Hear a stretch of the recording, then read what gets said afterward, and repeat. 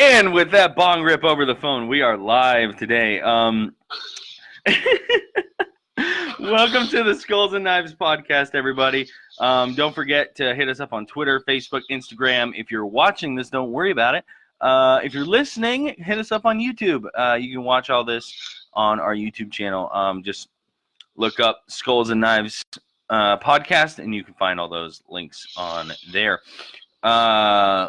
That being said, if you're listening or watching this video on YouTube or a podcast app, like, subscribe, rate, all those things really help me out to get advertisers and such so that I can stop doing things like this. Support the podcast, everyone. You can support the podcast at anchor.fm/Skulls and Knives podcast, or Skulls and Knives, excuse me.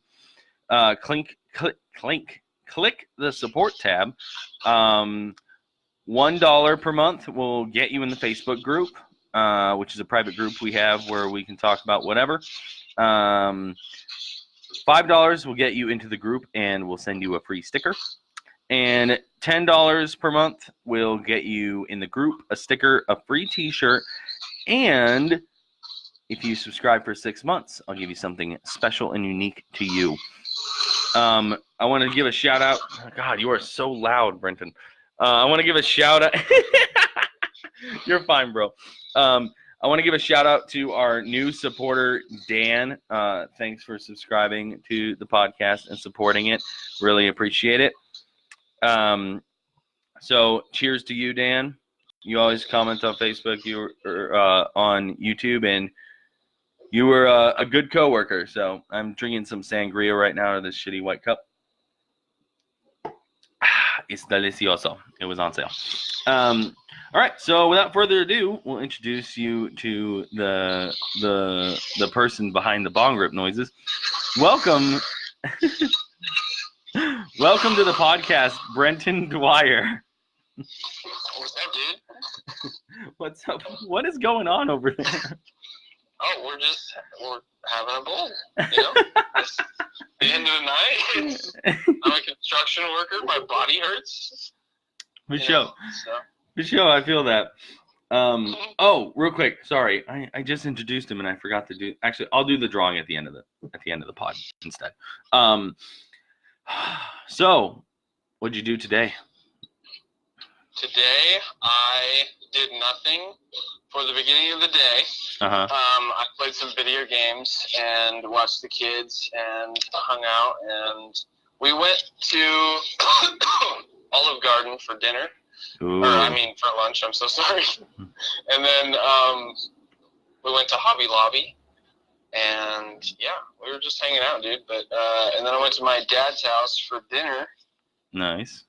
And yeah, the whole family was there, and we sat around the fire and, you know, did our thing. And I just got back a little bit ago, so that was my day. Nice. It was a lovely Monday. I didn't have to work. So, what about you? Did you work today? No, I didn't. I just hung out all day.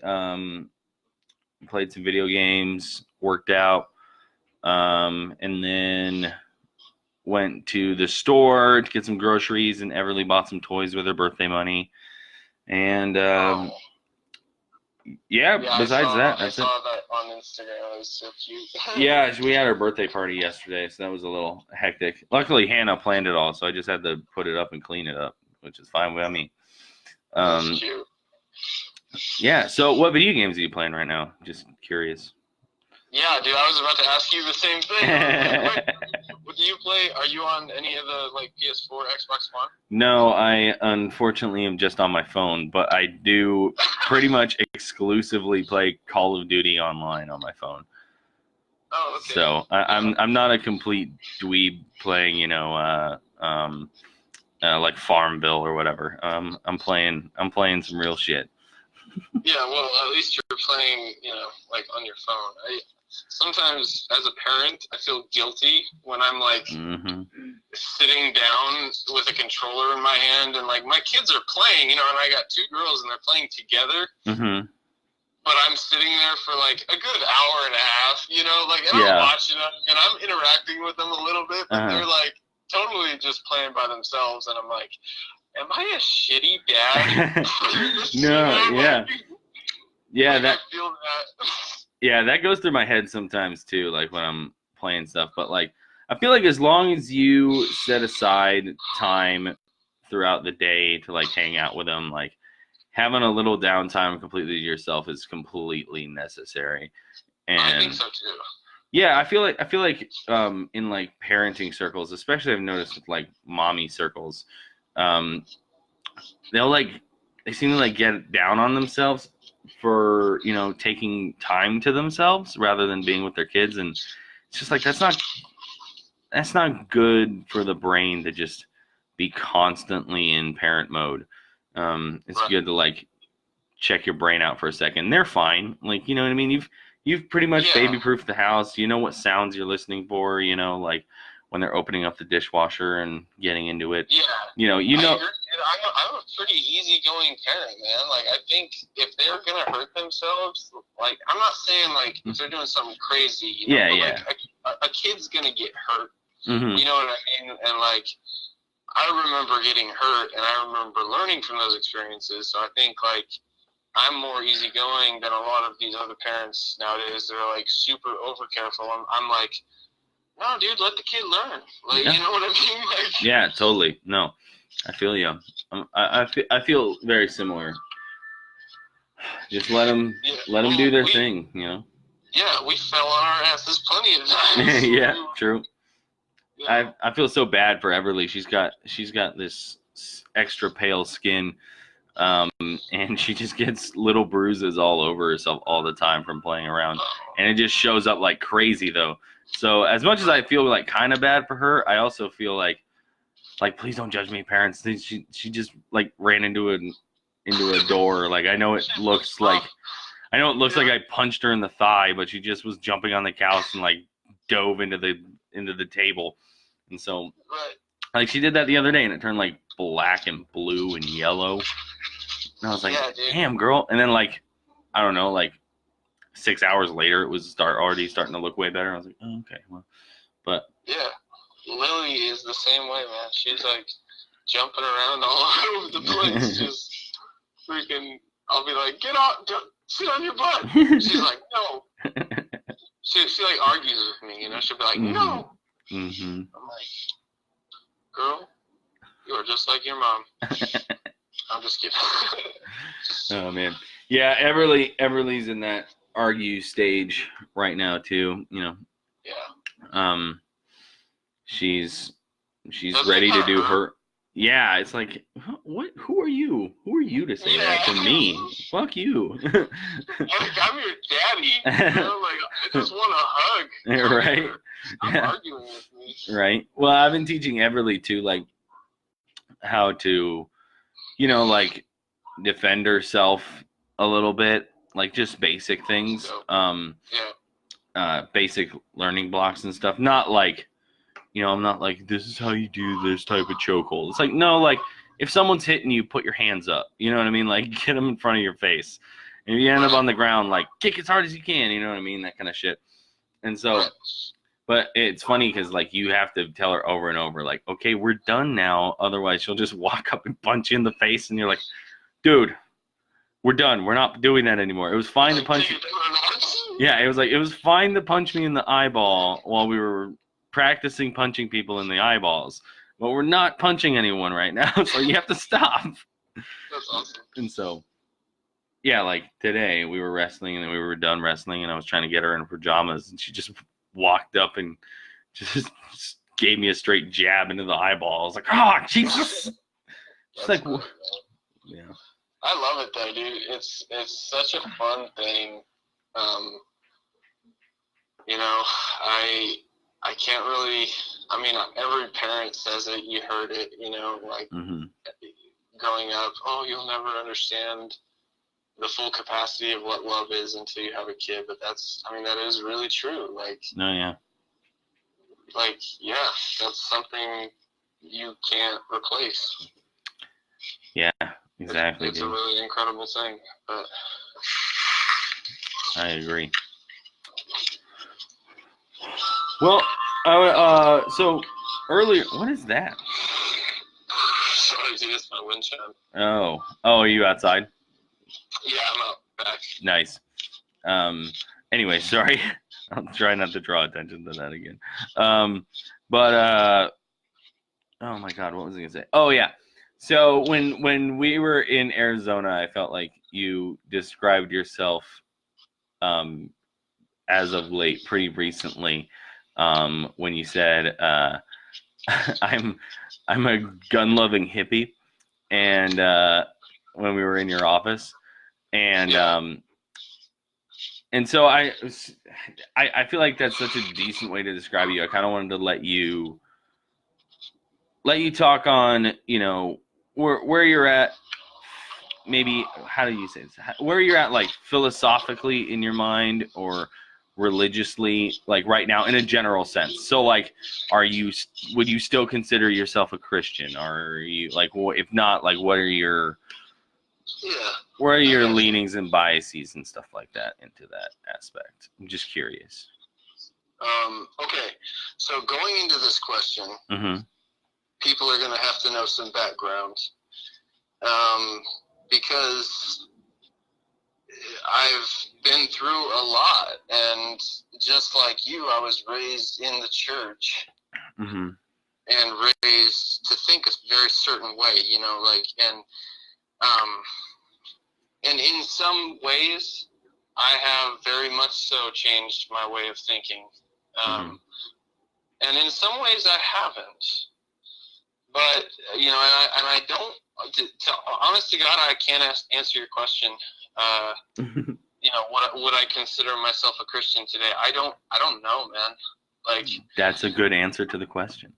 I don't know what that means anymore. You know what I mean? And so, like, I guess, you know, I was raised a Christian, right? I was raised from the time I was 6 years old. My dad was saved in the church, and that's what it was. And we were Southern Baptist, and that's where I met you. You know, and like, I fell in love with music. I knew that was something I loved, I would hone into. I fell in love with God. I really did. I loved the idea of it, and I never questioned it. You know, and I guess the first time I did was when my wife and I went through what we went through 2 years ago, which was that a friend of mine that I had known since I was 9 years old, you know, we grew up both Bible-believing Christians. He grew up, got married. I was his best man in his wedding, you know. And my wife and I were going through a rough time in our marriage, and they were working together, and there was an affair that ensued, and all the while he was the worship pastor at our church, you know.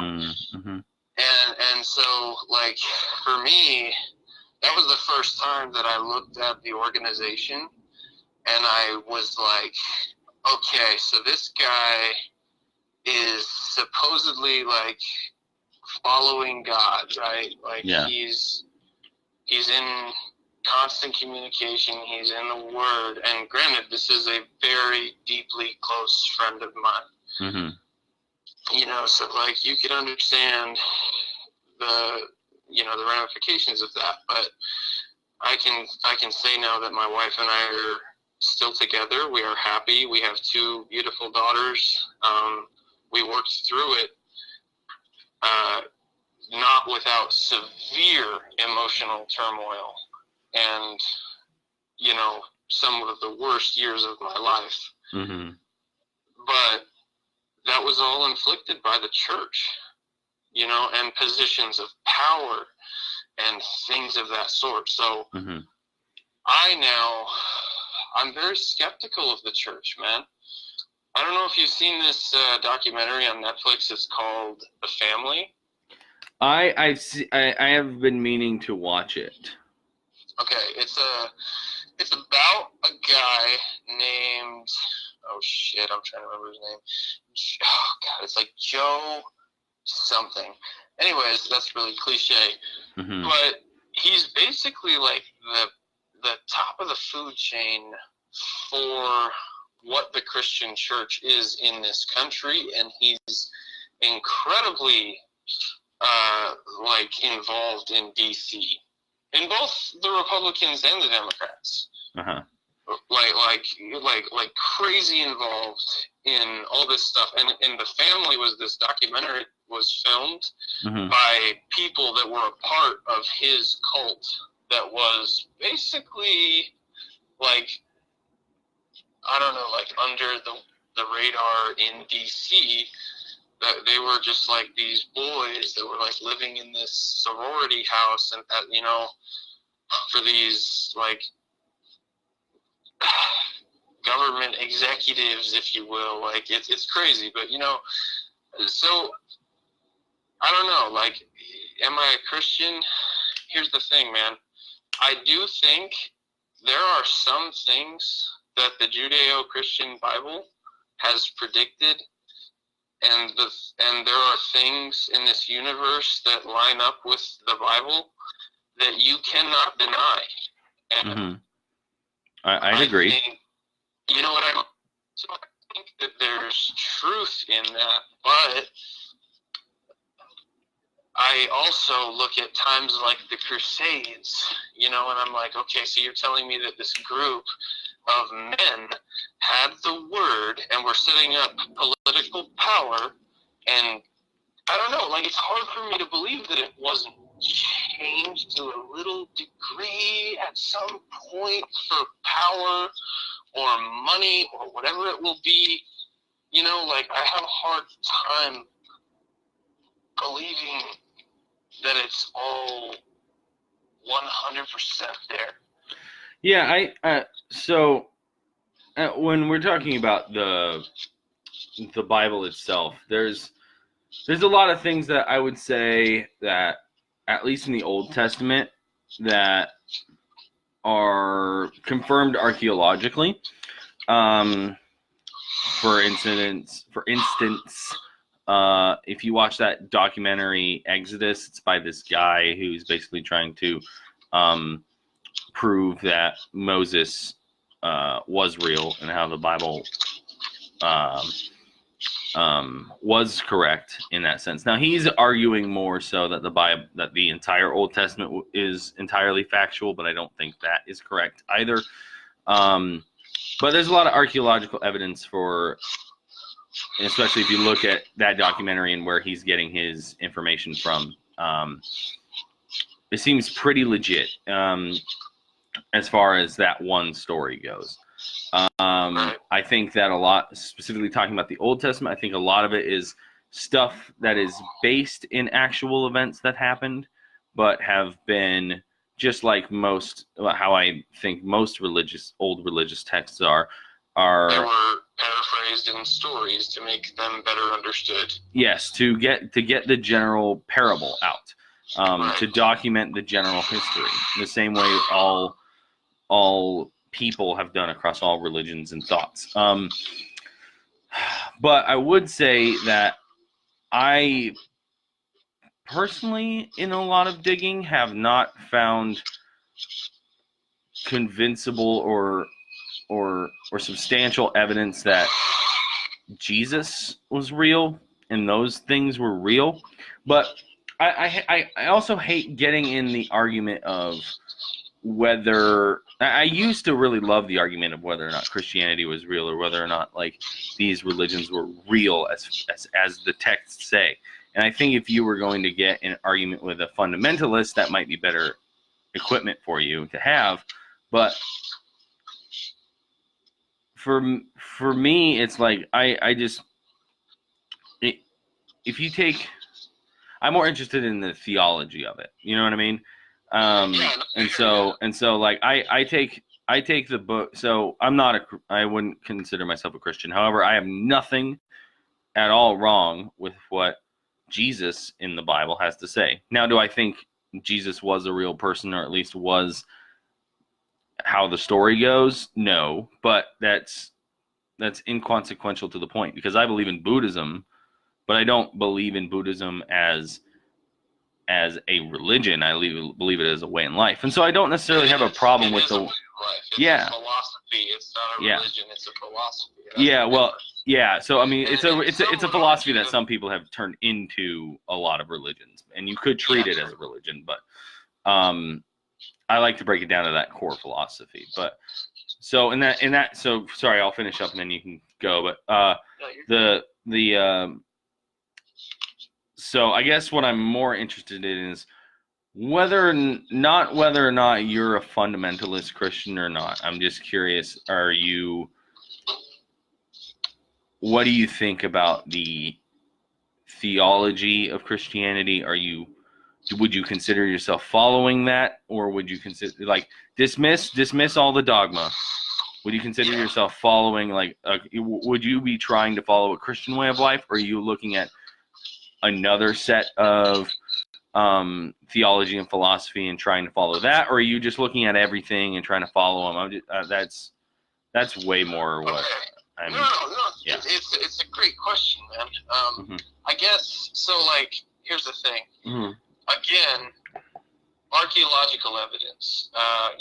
Things of that nature. I remember sitting in a Sunday school class where my dad showed pictures that were found of the Red Sea, the bottom of the Red Sea, where there were ancient chariot wheels from ancient Egypt, where that was found, so there are things that you just can't dismiss, archaeological proofs, there's even prophecies and stuff. So, but here's the other thing. I also think that the world runs on an energy of some kind. You know what I mean? I know exactly what you mean. I believe in spirituality. I think that people need to be in tune with this stuff because it's important. Nobody can describe that feeling of, Jimmy Page the first time he started playing guitar. Or you, when it's you doing whatever it was that you were meant to do, but the universe tells you what you were supposed to do, and you know what it is, or you're going to figure that out. And so and it's the same reason that you have people that connect in ways, it's you and I, bro. It's we don't talk a ton through the years, but every time we're together, we're brothers. We know we always got each other's backs. Why is it that there are relationships like that in people? And I think that goes deeper than just, I met him when I was 6. It's no, our souls are connected in some way that we can't really understand. I believe in stuff like that. I don't know how to word it all, but I think that's real. No, I think I would tend to agree in the fact that I think that there's some type of consciousness that is collective rather than singled out. I don't know. I feel like I've described this maybe on the pod before, but I don't remember. There's this whole idea of man, I cannot remember the name of the guy's podcast, but there's a guy who has a podcast and a theory and a case for a collective stream of consciousness that we are actually just tapping into. So are you talking about the sleep thing, and that every time you're asleep you actually go into another realm? No, I'm not. He's not talking that specific at all. He's talking imagine if your brain is the whole I mean, he might think that, but that's not what he's talking about in his podcast. Imagine if instead of your brain being the conduit or the creator of consciousness, what if it was the receiver of consciousness? And so when you flip that paradigm around where your brain is more a antenna interpreting consciousness in your worldview as you are now, rather than your brain creating the consciousness to see what you have and are now. A lot of these things, like, and I don't necessarily believe in all of these things. Shut that fucking dog up. You want me to step inside, bro? You're I mean, if you're done smoking, then sure. Yeah, dude. Yeah. I didn't know he was that loud on you. No, it's all right. But it's basically flipping that paradigm on its head, and then he goes on to describe, like, I don't necessarily think is too strong evidence for it, but he brings up a lot is remote viewing and psychics being able to talk to other people, and this is just some of the evidence that he brings up. But it just, I don't necessarily know if his view of it being like a connected river where we can all go and, you know, our consciousness is all interconnected. I don't know if it's necessarily that per se, like as he's describing it, but the general idea makes sense to me. Yeah, dude. I mean, and do you ever wonder about stories like Narnia? Like, I mean, like Middle Earth, you know, like in the Chronicles of Narnia, there was, if you read The Magician's Nephew, you would put one ring on and you would wake up in a wood, and there was like 100 of these pools in this wood, and you could like step into a pool, and one of them was Earth, but every single one of those other pools was something else. You know, like, and I hear C.S. Lewis, and I hear him talk, and I just go, man, this guy did get it. Like he really understood something that other people didn't. You know what I mean? Like, yeah. You know, there are those people that are connected to something higher. You know, and I guess that's where my struggle is, man. Is like there was a moment in that time with my wife where I was alone, and I was, you know, I don't tell many people this. I'm going to say it on a podcast now, but only to like really, you know, tell people where my heart is, because it's true. I don't.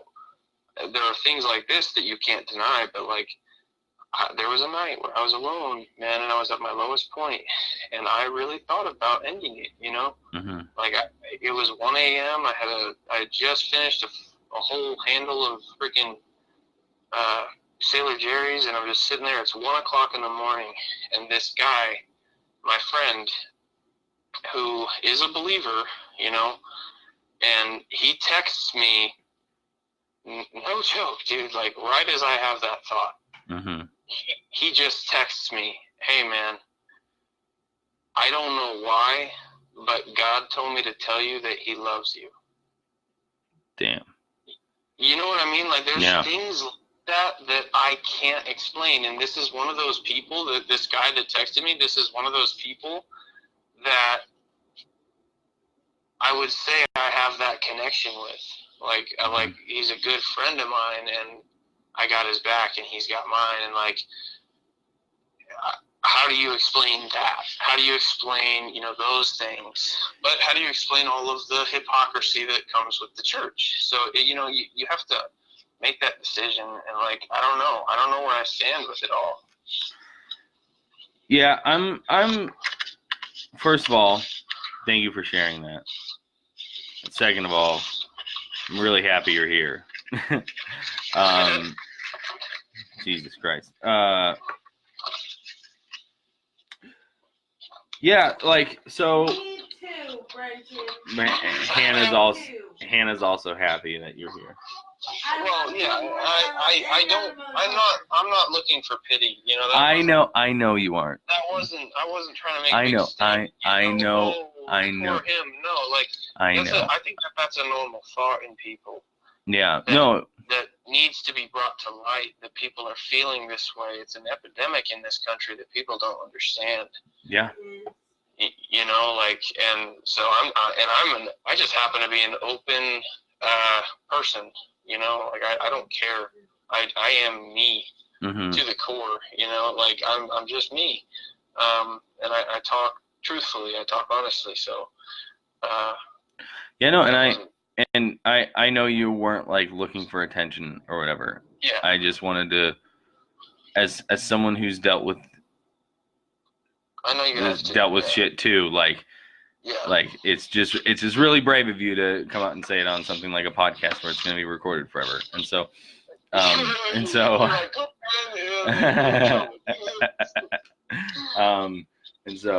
I agree. Like the stigma around it and the fact that there's a lot of people that go through this, and that needs to be shown. Yeah, so let's dive into something a little different. Oh, now that we're about halfway through. You're like, well, what will we say now? Cool. Sorry for diving into theology and suicide on you. So politically, I mentioned that on the last podcast that last time we talked, you and I, that you were a libertarian, so I'm just curious how that all plays out in your head for a quick second, like, because maybe not what don't give me what all libertarians believe. Give me what you would see yourself politically seeing. Okay. General plot points. When you say libertarian, like, it's funny because like I was like, I don't know if I would say that. You know, like I hear what you're saying. You've heard me talk. Yes, and you've said it. You've said those words. Yes. Really? So yeah. So if you're not, then let's get some education right here, right now. Where do you stand? Where are you thinking? Well, okay. You honestly want to know, dude? I want to know everything. I think this country is far beyond repair. I think it's corrupt. I think it's being corrupt, you know, on every peg of the board. I think in D.C. we have people that are running and being elected and finding ways to make themselves money rather than people money. And, you know, I'm not a freaking political genius. I don't know these things. I'm 25 years old. Okay, so far everyone I've asked politics on has prefaced with that. We all know.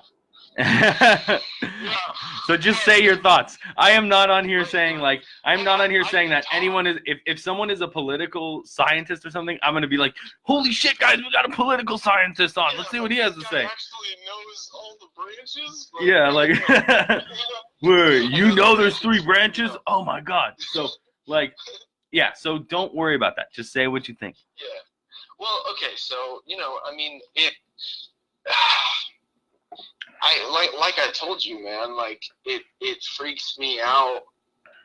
I am a gun advocate, man. Like, my dad was a Marine. I was raised with guns in my house. I was raised hunting. I was taught how to handle firearms, and I know that many of my neighbors here in Arizona were raised the same way. You know, and like, there are good people in this country that carry, and so like, I don't worry about that. But what freaks me out is when Columbine happened, I mean, granted we were kids, but you know, it was jaw-dropping. Nobody had ever seen anything like that. Why is it that now, every time we hear a story of a school shooting, we're all just like, oh, there's another one. You know, like, that freaks me out. I don't think it's like time to take people's guns away because everybody has the right to, you know, self-defense. But, you know, because like, I can tell you firsthand, I would be the last person that would let anyone take mine away. But I don't understand why, like, there's people that do these things, these horrific things that are just, you know, grueling and murderous and hate-filled. And what is it? You know, people say social media. People say it's just the times. You know, they're going faster. People can't take it. I don't know, but it's an epidemic that is happening and is crazy right now. You know, like, we've never seen anything like it. I got on a tangent about guns there because. Please do. I had one written down, so. Yeah, but like so like that's my stance on guns. Politically, I think this country is corrupt, and I think with the moves that they're making in Washington right now, as far as firearms go, they've literally just passed a law where they can, if you feel nervous about your neighbor owning a firearm, you can call the police and they will come and confiscate their weapons. That's a direct violation of the Second Amendment. Who passed that? I don't know, dude. But I know that they're doing it. You can read about it. What's the where'd you get it at? I'm writing it down. I'm not interrogating you. No, you're good. I saw it on Yahoo, which probably isn't like a great, source or anything, but I work a lot, so I don't get my news from anything. Oh no, you're good. I just use the news app. And then I listen to a lot of podcasts of people that do read the news quite extensively. Talk about it. Yeah, and then talk about it, and then anything that I'm interested in or whatever, I'll go back and like while I'm listening to them talk about it, I'll actually read the article that they're talking about. But podcasts are like new to me, man. Like I just got into them, and dude. Joe Rogan's awesome, and like I found a few others that I like, but I haven't like really dug into them. Because you said something recently that I was like, yeah, that's the same way that I feel. Like you can pump your brain full of information. I feel like I'm learning when I'm listening to it, Yeah. I like feeling that. Like I like feeling like, oh yeah, I'm working right now, but I'm also learning about whatever the hell this guy's talking about. Like. Yeah. So like, I could recommend 100 podcasts like Eyes Left, which is bunch of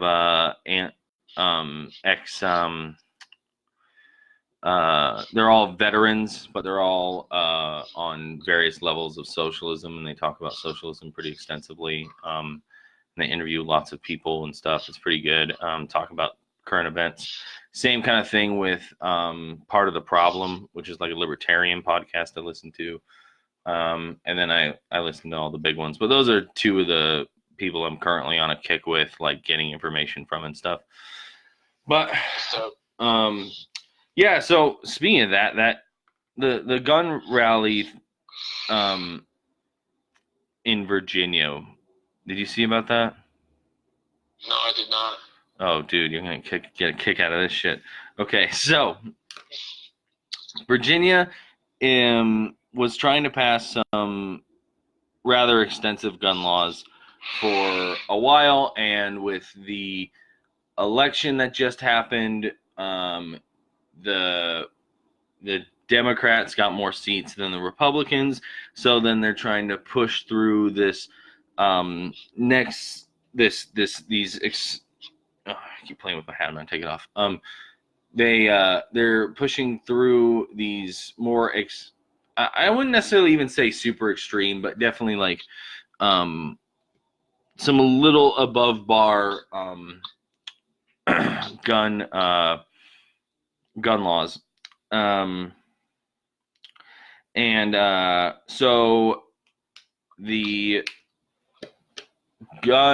pro-gun pro-gun rights people showed up to protest in the capital city. I don't remember what the name of it is, but they all showed up today, and the city had been prepping for weeks with like barricades and all this shit.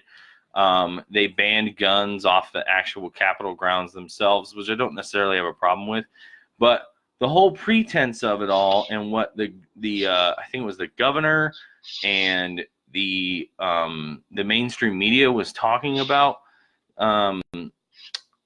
why they were setting up all these barricades and being super extra cautious was not because of the guns. It's because of all the right-wing alt-right people that would quote-unquote supposedly show up and cause disruption, which, yeah, there is some demographic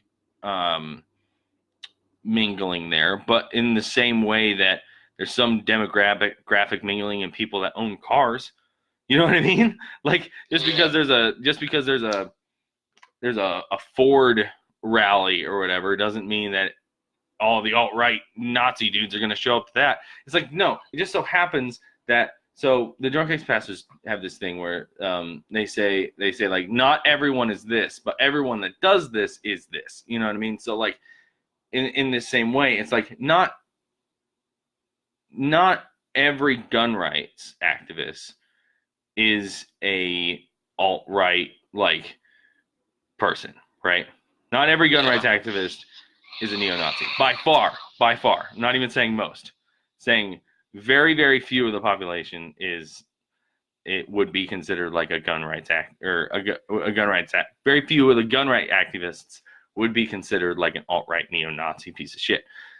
However, all of the alt-right Nazi piece of shit would be considered gun rights activists as well. And so I think it's wrong, and they shouldn't have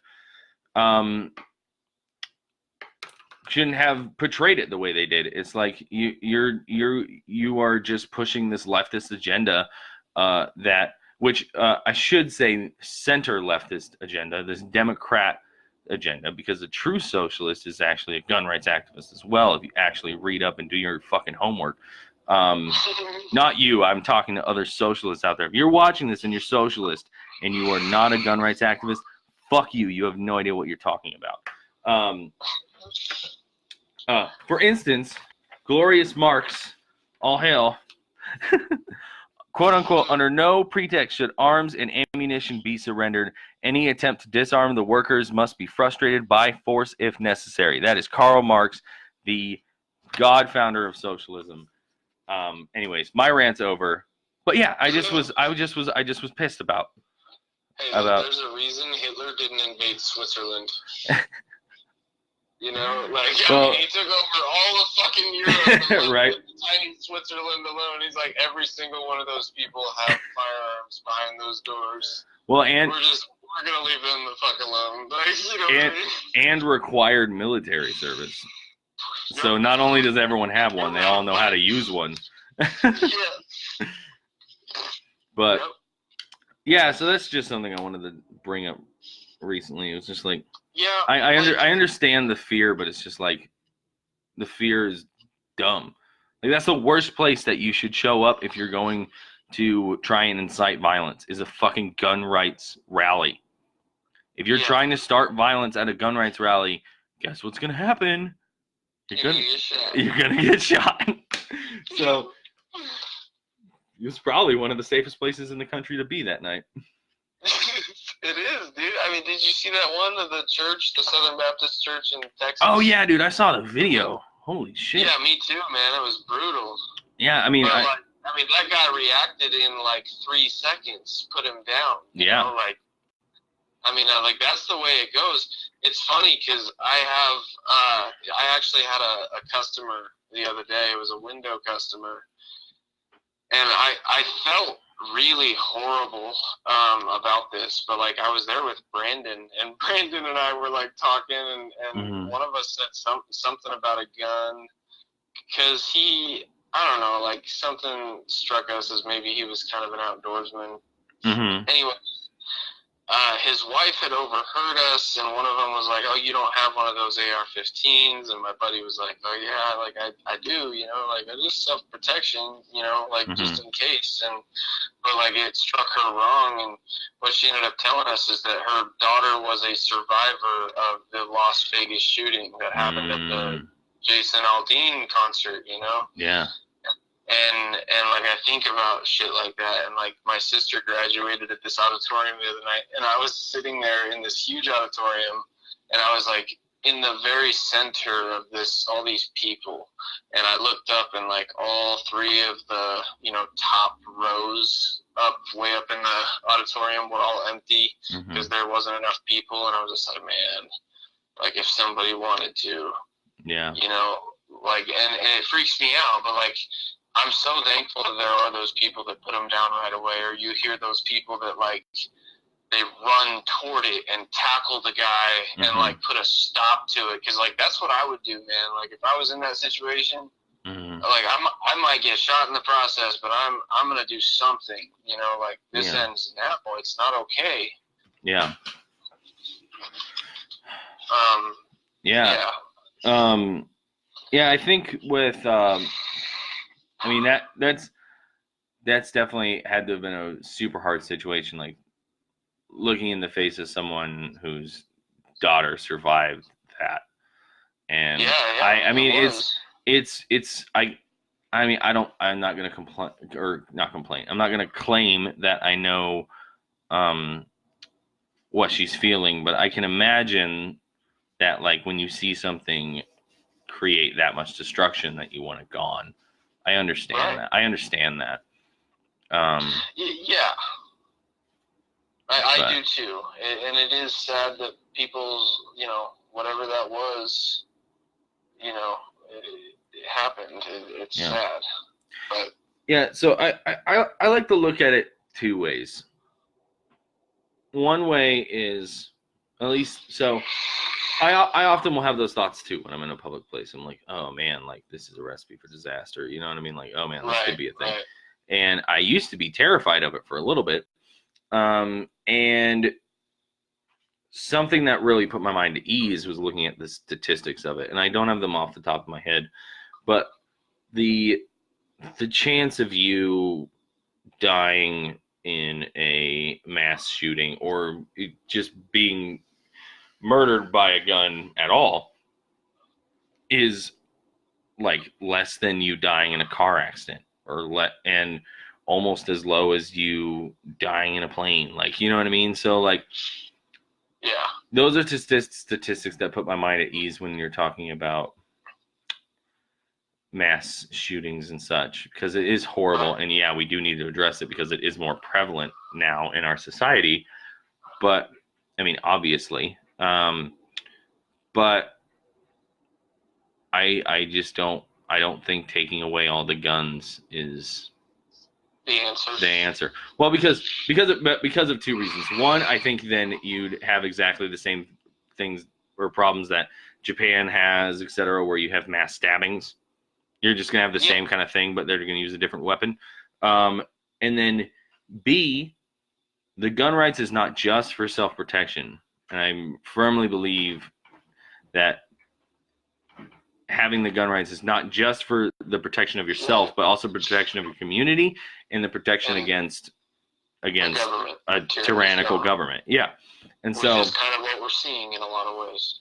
Yeah, and so I feel like a lot of times these big oligarchian governments like the United States try and take away the rights of people to own arms. And it may not necessarily, at least to all, let's give them a benefit of a doubt, that it may not necessarily be everyone is having the malice of, oh, we're going to take away your guns to specifically not let you revolt. You know what I mean? Right. But there is that factor there. And I feel like a lot of people have been playing on it because of these atrocities rather than trying to reform other things like healthcare and getting everyone the mental health that they need. You know what I mean? Like all this shit that you can be doing other than taking away the guns. Opioid epidemic that's killing everybody. Yeah, exactly. Everyone's focusing on the gun rights thing when how many people have died from the opioid epidemic?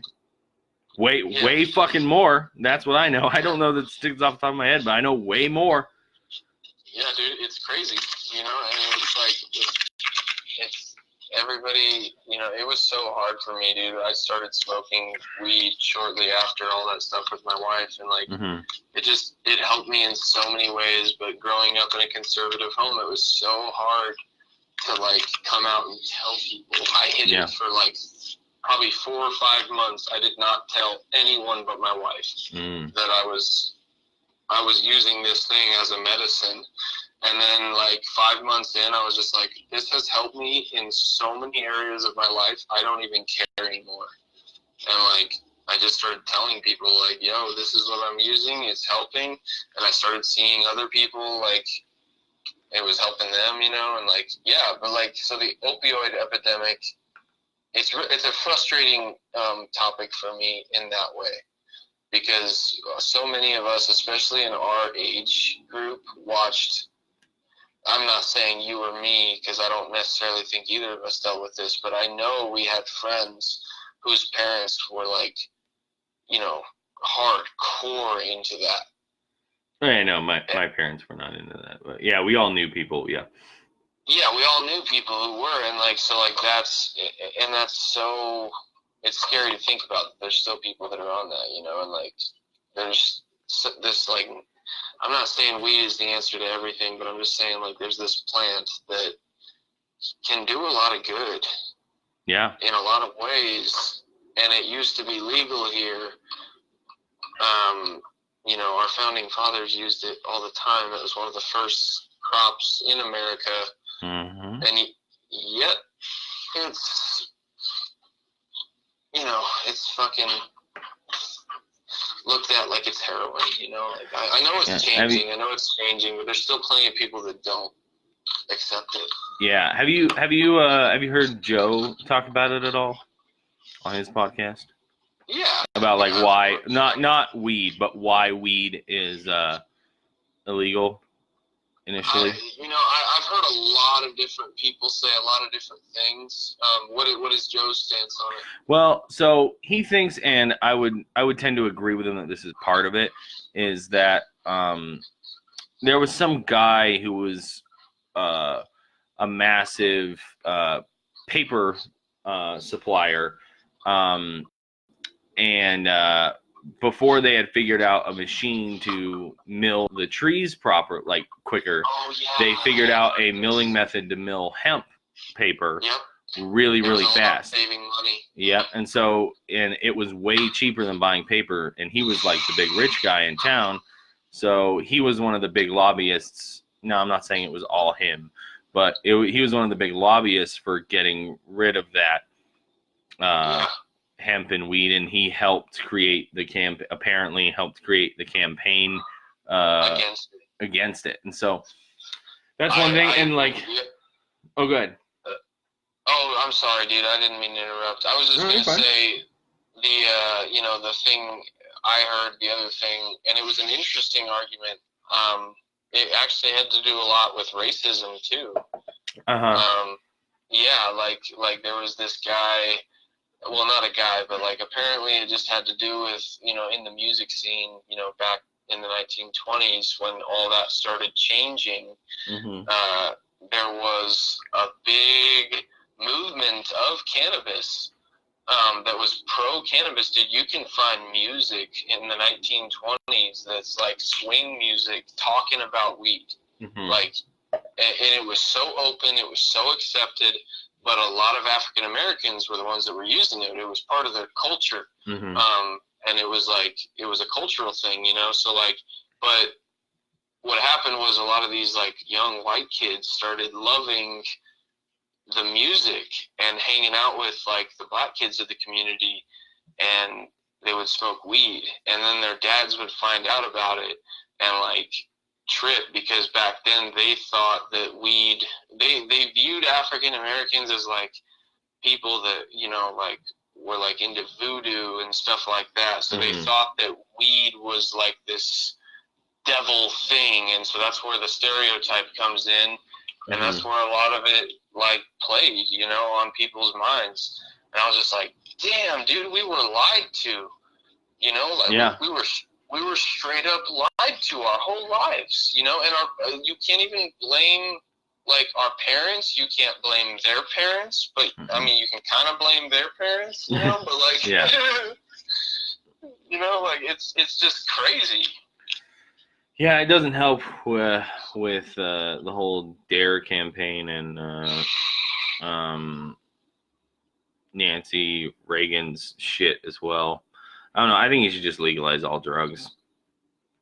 Well, yeah, it's funny that there was a guy on Joe Rogan recently who was a part of the Border Patrol, and like this dude's been in shootouts, you know, like he's seen all the blood and the illegal money that the government gets and like all this stuff, and he's just like, dude, there would be so much less blood and so much less corruption if you just legalized all of it. Yeah. Just make it legal, because then you can tax it, you can regulate it, you can do a whole bunch of things with it to, do better scientific studies on it and understand why people are getting addicted to stuff, come up with better treatments, medicines. They're just like, you open it up to be able to actually look into fixing the problem rather than... Yeah. And so... Yeah, I'll say shit like crystal meth, heroin, it freaks me out, Oh, yeah. Like, even cocaine a little bit, like, I don't know, but like marijuana, it's straight up from the ground, you can pick that out of the ground, crush it up into a pipe, smoke it, you will be happy. Mm-hmm. Yeah, I prefer eating it, but that's just because I think it tastes, the smoke tastes and smells fucking awful, but that's just me personally. But consume cannabis. If you're over 21, consume it. Yeah, and they, there's arguments that like you shouldn't till you're 25. I don't know how. Yeah, it's because your brain is still technically developing. But I think like as long as you're like over 21, you're not going to trash your brain cells too hard. I started when I was 23. I'm 25 now. Mm-hmm. I don't think I sound like an idiot. I hope I don't sound like an idiot. But I don't think so. I loved when Joe had what's his name from Amazon on there. Is it Amazon or? He had Bezos. I don't think he had Bezos on, did he? Not Bezos. I'm thinking of the other. Is it Tesla? Oh, Elon Musk. Musk. Yeah, they smoked a joint together, and it's like he was just like, I own the company. Fuck them. Yeah, well, and the funny part was too is that I'm sure this has been talked about 1,000 times, but the stock went down that day, and it got on the news, and then the next day it almost doubled from where it was before he was smoking the joint, and they were like, and then no one reported on that part. They were like, oh, okay. Yeah. Right. No, people freaked out because they thought there would be backlash, and then they realized there wasn't, and then they're like, oh, okay. Nobody gives a shit. Nobody cares. Why? Because weed's awesome. It's like, go ahead. I just said why? Because weed's awesome. Yeah, dude. Like the stereotype that it makes you dumb. The stereotype that like, all stoners are idiots. I smoke a lot, man, and I'm a fully functioning adult. Like I do my shit every day. I mean, you are kind of an idiot, but. I'm dumb, bro. But like, I'll be the first to say that. Let's I do my shit, though. Yeah, totally. Yeah, the idea that it makes you a non-functioning member of society is stupid. Yeah, it is. Yeah. And even just like comparing it to alcohol, it's crazy. Oh yeah, that's insane. That is absolutely insane to me. I was a hardcore alcoholic when I started smoking, and that's the only reason I stopped. I stopped for 6 months. I stopped drinking. I almost couldn't touch it. The moment I started smoking, I was like, why was I ever drinking? Yeah. Like, and I hate to compare them like vices, but at the time, that's kind of what it was to me. Now it is a medicine, but like at the time, it was something I went to. Yeah. But like, the ability to drive a car, I hate to say like, oh yeah, driving impaired, like it's crazy, but it's so stupid to even compare weed to alcohol in that regard. I don't have any experience trying to drive high, but I will say that I don't have the tolerance to do that either. Exactly. So like that's what other people have to understand is like normal stoners will understand this. You get to a point where weed just levels you. You are fine. You're suddenly like clear-headed and you're set. You're good. Mm-hmm. Like there is no, whoa, man. Like that goes away after a while.